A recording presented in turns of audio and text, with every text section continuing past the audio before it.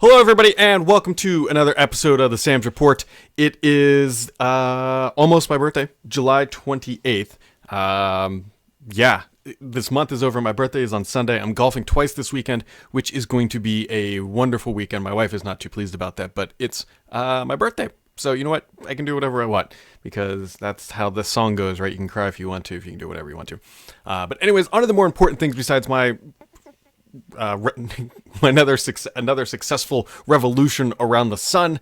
Lots of Microsoft news this week. Lots of other interesting things going on. Ton of questions for the show this week. Very much appreciated as always. And so let's just dive in, shall we? The biggest news and best news of the week, depending on which side of the coin you're on, is Adobe announced that they're killing Flash by 2020.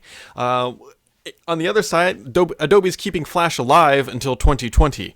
But considering how deeply embedded Flash was into the world of the internet, it's not so surprising that it's going to take them time to fully remove it from basically the ecosystem. It's going to take time. But there you go. Adobe is finally getting a Flash. Steve Jobs is right again, but not really, because he said that Flash was dead a long time ago. And as we all know, that wasn't really true. HTML5 really did take over, but there you go. That is going away. Big things in the world of the enterprise stuff for Microsoft. So this week, Azure container instances were launched in public preview, I guess is the proper way to call it. I was going to say beta, but whatever. So if this doesn't make sense, don't worry about it. But here's kind of the big thing. So containers are huge. People love containers. Containers are, and I know somebody's going to correct me about this, but in a nutshell here, containers are kind of like the next step in virtualization, right? So for a while it was like, okay, you know what, you run all your server on bare metal. And then it's like, you know what, bare metal is actually really capable stuff now. And now you can run two virtualized servers on that same bare metal. And now people are kind of moving to and saying, you know what, you can run a bunch of containers without that virtualization layer. And it's really good stuff. And containers are blowing up in a big way. And what's really fascinating about this is, one, Microsoft is billing by the second on this. So when you shut it down, you're done paying. It's not like you pay for a living instance, as some people call it. I mean, it's alive and dead very quickly on the second billing. And the other thing that's really interesting about this is that Microsoft is actually launching support for Linux only first. Windows isn't ready, but they're like, you know what, screw it, we're going to kick it out the door, which is totally nuts, because this is Microsoft pushing Linux over their own Windows software, but at the same time, you're using Azure, so they're already getting the win because you're paying for money for that. But to me, it's just showing the complete like they've turned the mountain over on, priorities and things. It's like, you know what, the product is ready for public preview. Screw it, we'll launch it without support for Windows. Go back 10 years and say Microsoft is going to launch a enterprise service that is not ready for Windows yet, but ready for Linux. That's nuts. But you know what, here we are. Linux support is coming first. It's really just showing that Microsoft wants everybody in Azure, and they don't care what you are using to get there, which makes sense because you're giving them money anyways. And so Windows support will be coming in a little bit, but Linux preview available now. That's Azure Container Instances. Other things that came out, a report from Spiceworks, who does this every quarter. I don't write about it every quarter because it's not always, I don't know, just appropriate. But we are coming up on the 2-year launch of Windows 10. I think was it July 29th? I think sounds about right. So we are almost exactly 2 years after launch. And basically this company surveyed a whole bunch of people in the enterprise, over 500 different people, and just kind of giving a little sampling of the waters. And so what they found is that over 60% of businesses have installed Windows 10 on at least one machine. And now what that means is that, hey, these companies are at least trying it out, but the rest of the report kind of says, yeah, but they're not really using it yet. And so how do we know that? Because 68% of corporate machines, this is all machines, are still running Windows 7. So despite the fact that a lot of companies are trying Windows 10, the bulk of them are still using Windows 7. Two-thirds of companies are still running Windows 7 as their primary operating system. And so, yeah, Microsoft is going to have a really tough time here, because in the year 2020 is when Windows 7 is done, right? That's when Microsoft keeps saying, hey, Windows 7 is done in 2020. Now, that sounds like a really far off time, but that's about 2.5 years from now. And to consider that 2/3 of business machines are running Windows 7, to migrate, that's literally hundreds of millions of machines still. Hundreds of millions. I don't think it would cross a billion, but but it's easily hundreds of millions of machines are running Windows 7. To migrate all those users off of Windows 7 in 2.5 years is going to be really tough unless all those companies are really far down the line of their migration process of testing. And considering that only 60% are testing it right now, that means about 40% are just kind of like, well, what's going on?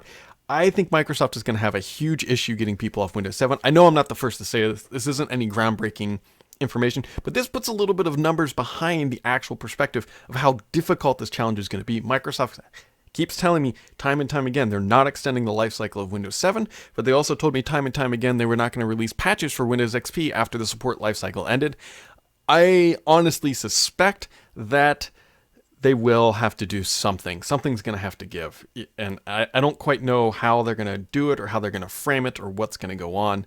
But of course, they're going to tell us that today. But when we get closer to 2020, I bet there's still quite a few people running Windows 7 in the enterprise world. So there you go. That is that. So other kind of Windowsy things going on right now. Microsoft yesterday released Windows 10S to MSDN users. And so this is kind of good because if you remember back at the education event, Microsoft said they would make Windows 10S available to education before the launch of the school year. And so here you go. It's now at least available for testing. And so you can deploy this. I actually put it on this Surface Pro back here. And I'm going to use it for a little bit. I'm not really expecting any groundbreaking surprises, but I didn't have any machines with Windows 10S on it, and so now I do, and kind of play around with that stuff. Be curious to see if any schools do adopt this. Here's one of the funny this is the perfect Microsoft-ism, if you will. So Microsoft at the education event pushed Microsoft Teams. They said, hey, this is great. This is good for the classroom. It's perfect size, which I do agree. I don't disagree with that. And then they said, you know what, Windows 10S, also perfect for the classroom.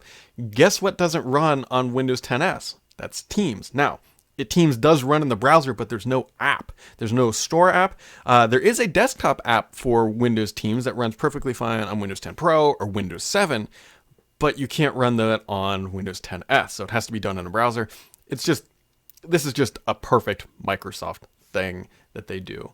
So, keep that stuff in mind as life goes on.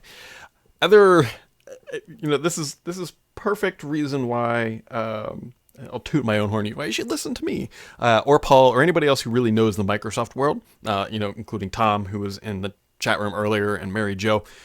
So on earlier this week, headlines ran all across the web that says, "Hey, Microsoft is killing off Paint, and it's not going to be in the next update of Windows." I know where this information came from. It came from a list of deprecated and removed features. Somebody looked at it and said, oh, Microsoft said Paint is deprecated. That means it's dead.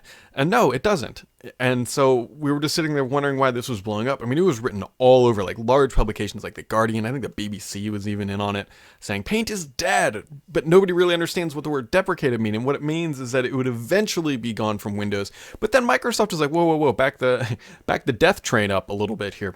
And they came out and said, no, Paint really isn't dying. What they're going to do is they're going to move it to the store eventually. And there you go. So, Paint, Schrodinger's Paint here, it's neither dead nor alive. Because it's not going to get any more updates. That's kind of where the deprecation comes in. He said, hey, we're not giving it any more features. So, there you go.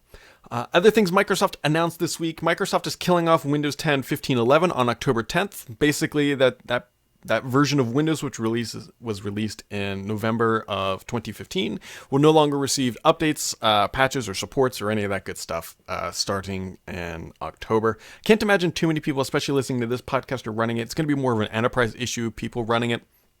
But if you're running that, you've got until October to get your butt off of it. And the other thing Microsoft announced in that same post is that 1703, which is the creators update, they're now saying, hey, it's available to everybody, which is good. I still don't have it on this desktop machine. I've tried. I keep searching for updates. I don't want to do it during this podcast because it would be perfect timing for that to then download and kill my bitrate here, or my bandwidth. But I don't have it on this machine yet. But go check if you haven't gotten it yet. There's a good chance that it should be available now, hopefully. And so that is that. All right. This is kind of the bigger announcement. It goes back to the enterprise stuff, but I think it has pretty far-reaching effects. Microsoft is changing the servicing branch or servicing model for Windows 10 again. And so for those keeping score at home, this is the third time that Microsoft has done this. So when Windows 10 launched, they could push an update at any point. It could be November, they could push it in the spring. They did one in July. And then they said, okay, that's a little crazy. It's kind of hard to keep track of that. And they said, okay, so we're going to align it to the Office releases. And so then they agreed to, there's going to be one in the spring, roughly March, and one in September. And that was it. And then they said, you know what, we're going to change it up even more. And so here's the change. We'll just say as of today, not assuming the new model, what Microsoft does is they release a new build. So they release 1703, and then roughly 4 months later, they would promote it from what's called Current Branch to Current Branch for Business. And when they do that, that's Microsoft officially signing off and saying, okay, this is ready for the corporate world.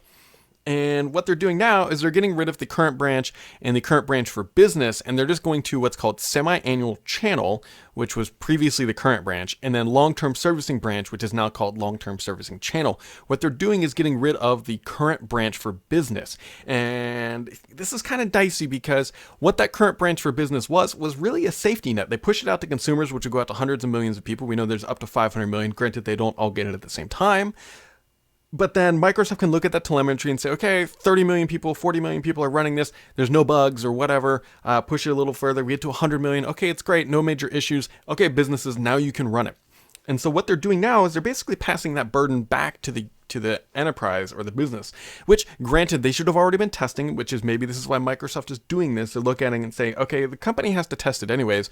Why should we tell them to wait 4 months? And then they only have roughly 12 months of service support from when we promote it. And so what they're doing is they're just killing off the Current Branch for Business. They'll have semi-annual channel, and they're recommending that you begin testing it. Actually, they recommend you test it during the insider phase.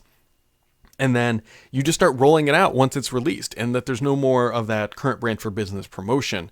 And so it's changing things up a little bit, but it's kind of enough that if people were dependent on that Current Branch for Business, then yeah. And granted, I don't think this is going to affect the super large companies. I think this is going to be an issue where there's a company that says, hey, we only have 150 machines. We don't have the capacity to keep testing because IT shops are already strained as they are. And I think that's where it's going to be felt the most, is kind of that medium, small-sized business is going to be impacted by this. And so this leads me to my next point, that I think Microsoft has really kind of screwed the pooch here with some of this upgrade stuff. I was talking with some people who work, once this news came out, and they work in the industry, they work in IT, and they said there's a real big problem with Windows 10 that nobody's really talking about. Right now, if you are running Windows 7, you don't have to worry about major updates, right? You worry about the upgrade or the patches and that kind of stuff that come up monthly. That has never changed. That has been consistent pretty much the entire life cycle of Windows, or at least the newer versions of Windows, that is. And you don't have to worry about these large updates where you have to do compatibility testing and all that good stuff. So the pitch is when you go to management and say, okay, you know what, we're going to upgrade from 7 to 10, and it's going to take 8 months to do this. It's going to take a lot of resources to get all the testing done. And then management's going to say, okay, great. Once we get on to 10, that's going to free up a lot of time, right? It's a new operating system. It should modernize things and make you more efficient, have less to do servicing Windows. But that's not the case. If you upgrade to Windows 10, you go from just dealing with monthly patches to dealing with, at most, 2 major updates per year. Now you can delay or skip an update. So at least once a year, you then have to do business validation on a new version of Windows or an updated version of Windows. So, you upgrade to 10, and granted, I know you get a lot of new security stuff. I preach that it's a good OS. Do not disagree with that. But the problem is that for the IT shops, by upgrading, they're giving themselves more ongoing perpetual work. It's not like there's an end to these upgrades. It's going to be every year they're now going to have to dedicate time, which means they don't have time or capacity, or they have to take away time from upgrading line of business applications like their ERP software, or making their consumer-facing products work a little bit better because they're busy doing other things, maintaining Windows. And I haven't really said this too much, but I firmly believe people don't buy Windows to make money, right? Windows is definitely an appliance that you use to do your line of business applications on top of. And you run Windows because it's the safest, it's secure, it works the best in the enterprise. I don't argue that, but it's an appliance that is not generally used to drive revenue. And so when you have to divert more energy and resources to maintaining the appliance rather than maintaining either the manufacturing equipment or whatever the inventory systems that actually do make money, that's negative downtime. And some people have never heard negative and positive downtime. Positive downtime is you're upgrading your ERP software so you'll be more efficient and you can make sales faster. That's positive downtime. Negative downtime is your system went offline, Windows crashed and took everything out with it, and all that good stuff. And so it's an interesting area for Microsoft, and they got to figure that out. They really do, because I've heard from people that says, hey, we don't really want to push to upgrade to 10 yet because it's going to introduce more work into our workflow. And if you've ever worked in an IT shop, they're never saying, you know what, we have too many resources and too much money. That is always the opposite of the case. So, there is that. So you can go read about that all over the web, but yep. Other things Microsoft announced this week. So Redstone 3, which is coming up, the Fall Creators Update, is now pretty much feature complete. Microsoft, they haven't officially said, hey, everything's done, but it's done. I've heard that from multiple people inside. And so we also know that too, because Microsoft released a thing or announced, and you can log in and sign up for it now, called Skip Ahead. And I have mixed feelings about this. So Skip Ahead basically allows you to jump to the next update, which would be the spring. So be 1803 update, and bypass the next kind of validation testing of Redstone 3. And so what this means is that you're going to be on the very leading edge of getting new builds and features coming in Redstone 4, but what you're going to lose is that stability that is now built into Redstone 3. And so from here on out, Redstone 3, all it's going to be are probably very minor updates that are bug fixes as they attempt to stabilize Windows and then get it ready to ship here in as little as a month. And so that's right about on time. They usually take about 6 weeks to do bug stabilization and smashing. And so they are getting ready for that. And so if you want, you can jump ahead. Now here's the caveat. If you jump ahead to that next string, you can't go back to Redstone 3. Like if you get on that branch and you're like, you know what, this is too crazy for me. I don't like, it's not stable. Everything's crashing. Life sucks. You can't go back to Redstone 3 unless you just basically wipe your entire system. So just keep that in mind. If you jump to what's called RS pre-release or skip ahead, you are on that roller coaster for better for worse, unless you're willing to flatten your system and go back to a public release. Now, granted, if you stay on RS3, if you don't change anything, when the creators update, fall creators update comes out, you can end your insider kind of enrollment and then just stay on that if you're looking for a path out. So keep that in mind. Other things Microsoft announced this week is that they came out with a bug bounty program for Windows 10, which is very odd to me. I thought they would just kind of have this, but if you find a security bug in Windows 10, you can ship it to Microsoft, and if they can prove and validate it, they'll give you anywhere between $500,000 and $250,000, depending on where that bug is occurring. And there's a whole bunch of different things. If you have questions or if that's your cup of tea, definitely go check that out, because you can make some money. But on the other side, why did it take Microsoft so long to get this? Better late than never, I guess. But security is a big thing for Microsoft. I honestly wonder if that they were worried there were too many bugs, and they didn't want to be paying out tens of millions of dollars for this stuff. But at the same time, these bugs and exploits are very valuable and very people will pay top dollar for them, especially like nation states and that kind of stuff. So I'll be curious to see if this actually improves security. It's definitely not going to hurt anything, but now Microsoft has an official way to do all that. And so I'm gonna do something I've never actually said on this podcast before. I'm curious if you are watching this, smash that upvote button, as stupid YouTubers say, actually, as I'm now saying. I'm curious to see if that actually improves views or not, but typically any week I get like 100 or so or whatever, and I'll be curious if we can get that number higher, if it'll bring more views to my little podcast world. Do it for my birthday, I guess, or whatever. All right, we got some killer good questions this week, and let's let me sort them here. All right, let's dive into the reader questions this week. So Martinez V2, he says, since the fall update won't have disk image feature, any recommendations on a great disk image software, not Acronis True Image? Whoops, I clicked on the wrong thread. I was like, man, that looks familiar. That is the wrong thread. Whoops. Totally ignore that question because I am whatever. I'm on a roll. All right, Michael Martinez asks. He says, "Do you foresee the new phone linking inside in the insider preview extending to photo sharing, opening Office documents on a larger screen, and the like? It seems like there's much potential in this feature." So, all right, here's what he's talking about. In the latest insider build, Microsoft is now allowing you to link your phone to your desktop PC. And some people are really against this. I don't know why, but whatever. You can now do this. And what this is the beginning of what Microsoft showed off a build called Project Rome. Like imagine you're using Outlook and you're in the middle of an app and then you open Outlook on your desktop. It'll sync basically where you are. And I can see this going very far. Here's a couple big caveats to this technology, if you want to call it that. First off, a developer has to actively build it in. For Microsoft applications, not going to be a big deal. They're obviously going to build it into all their Office stuff and their email and their photo apps and Cortana and all that stuff. So a lot of the apps you're probably using, it's going to be built in Skype, I would imagine, as well.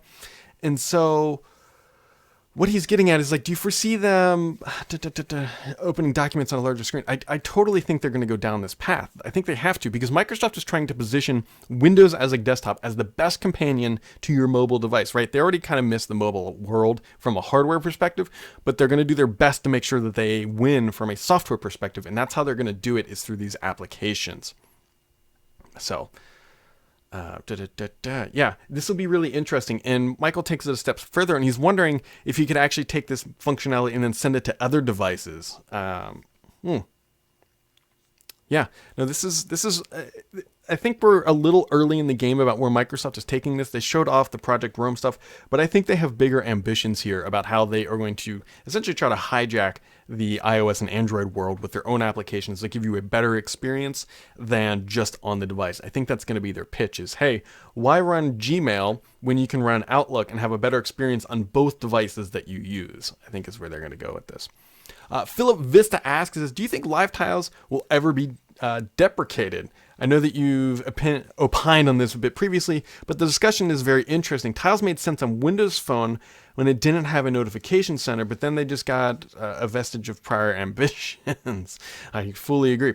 Now that they're focused on their true strength, I'd like to see Microsoft take that bold thought approach about live tiles. So this is a very interesting question. Live tiles were basically Windows Phone's differentiator at the end of the day. That's what it was. It was, you looked at these tiles, you had little widgets everywhere, and they're great. And I just opened my start menu, and they work in Windows 10, but I don't know how many people are using them. What would make me use Windows live tiles a lot more is if I could put the frickin' things on my desktop. That would be, I don't know why this is such a difficult concept for Microsoft. But to his point, I sort of agree that live tiles just living in the start menu now that phone is dead, they don't make a lot of sense. And so that's probably why the last update they did was chaseable live tiles, which is where if you were looking at something and had a news item and you clicked it, then it would actually open the app to that. But I could see them not really doing too much, with the caveat that Microsoft is working on these mobile experiences, Seashell. They've got some hardware floating around that are smaller. And like in a tablety world, I think they do make sense. The question is going to become here, where is Microsoft headed with its smaller form factor operating systems? And so if they're going to keep that alive, they keep telling us that they're building out devices for mobile experiences, or experiences for mobile devices. If they ever are going to bring that back, they need live tiles. So I don't see them killing it off anytime soon, but I could see them just letting them just sit there because, to your point, they haven't really done a lot of it yet. Okay, Tourniquet asks, hey Brett, could you please explain what Andromeda exactly is? If I was speculating, I would say Andromeda is a new Windows platform which needs certain hardware and capabilities to function, includes some more or other software components than Windows 10 Mobile already has, and adapts to Seashell in a certain way, is probably part of Redstone 4. So I don't think you're too crazy here. So there's a couple things. Andromeda, I've heard mixed things about if that's the right code name for this. It might be something slightly different that I'm not fully aware of. But when you talk about Andromeda, I know exactly what you mean. It's this next generation mobile device that I believe is running on ARM64. And a really interesting thought came out. So this week, Microsoft also announced the HoloLens holographic processing unit 2. This is the second gen. I was wondering if they would actually try to put that thing in a Surface Mobile type device as a differentiator. I don't quite fully know how they would use it yet. It might be kind of like iOS's AR kit experiences, but we'll see. From my understanding, Andromeda is Microsoft's next mobile ambition on an ARM platform with unique hardware. And so what kind of unique capabilities? I don't think there's going to be anything crazy, but really you got to think that this is going to be an open and unlocked LTE device. So it's going to be one of those things that, hey, you can take it to T-Mobile, AT&T, or Verizon and use it on their airwaves. But it's not going to be a carrier specific phone, because I fully believe that that the actual phone part of a phone is kind of antiquated, right? I mean, how often do you actually talk on your phone? You very much could replace that capability with a Skype phone number. And so I think Microsoft is just going to build some LTE small form factor devices running a new user interface, and they're going to be looking long-term next gen. And so I wouldn't be surprised if that device plugs in and has a continuum experience that is much, much better than what we see today. So Tim, our lovely developer, who actually, we posted this, we were testing some things on the site, but he would like to know my thoughts on Android Windows integration. I think it's great. I mean, Microsoft is at the point where they're not, it annoys me that they won't fully admit this stuff yet, but they know that Windows Mobile isn't going anywhere, right? And what they're doing is they're saying, okay, we're in plan D or E at this point. What can we do? And what they're trying to do is make sure that if you have an Android phone, Windows remains a vital part of that ecosystem. Microsoft wants Windows to be part of the conversation, and the way they're doing that is making sure that your desktop works best as it can in the constraints they're given on a mobile device. Android is obviously much easier than iOS. I think this is a great thing.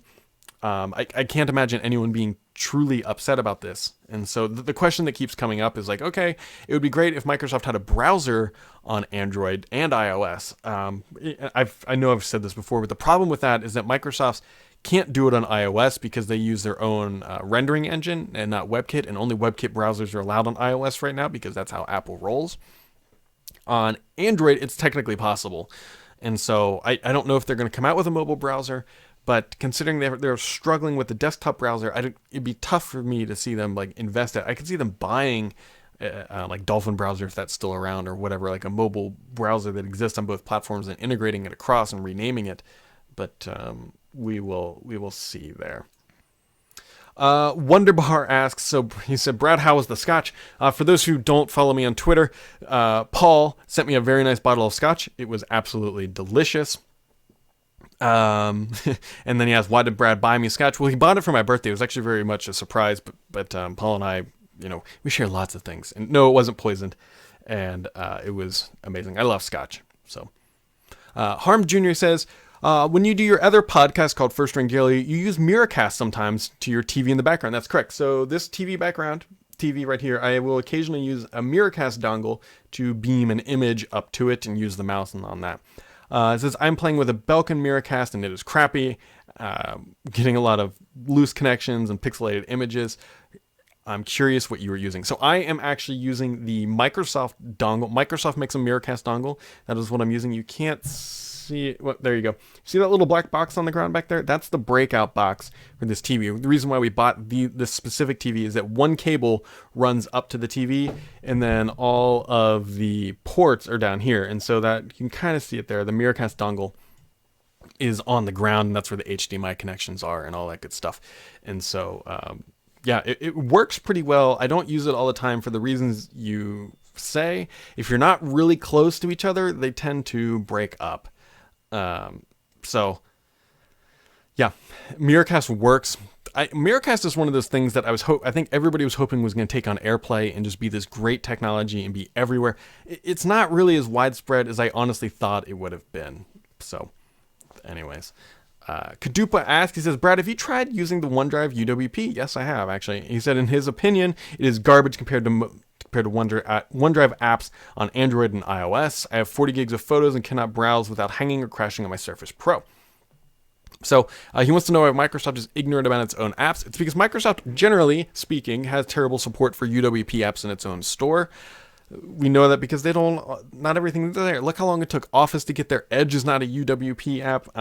Granted, the calendar and mail apps are okay. I think the OneDrive UWP app exists because Microsoft mandated that, hey, you guys need to have a UWP app. If I am on a desktop and I'm using OneDrive, I'm either browsing it through File Explorer, and then the advantage of the OneDrive app is that you can see everything. It's really just a web wrapper, I believe, at this point, potentially.